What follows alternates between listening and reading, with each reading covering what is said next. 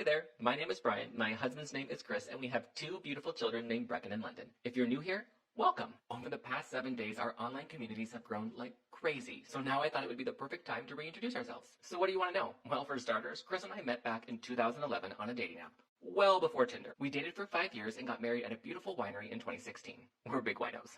Fast forward to 2020, in the middle of COVID, Chris and I decided it was time to expand our family. I know. Perfect timing, right? Instead of delaying everything, Chris and I decided to go for it. We did a lot of research and considered foster care and adoption, but ultimately chose surrogacy to expand our family. Our journey to parenthood start to finish was just under 2 years. It took a total of 2 egg donors and 3 surrogates to get pregnant, and in March of 2022, our beautiful miracles were born. How did we come up with the names, you ask? Well, Brecken was named after a winery in Paso Robles. Like I said, Chris and I are all about wine. London's name was actually inspired by a Disney Channel original show, The Sweet Life of Zack and Cody. Anyone remember London Tipton, played by Brenda Song? And since they were born, Chris and I have learned, and still learning, all of the ins and outs of parenting. I gotta say, Brecken and London have taught us so much on how to be a present, patient, and loving father.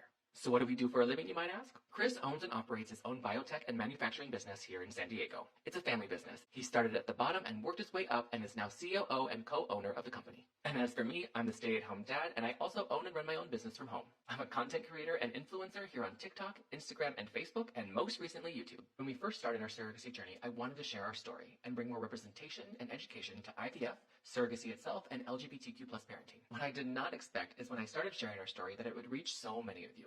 After our kids were born, I wanted to continue our story and share all the ins and outs of being a new parent, especially from a father's perspective.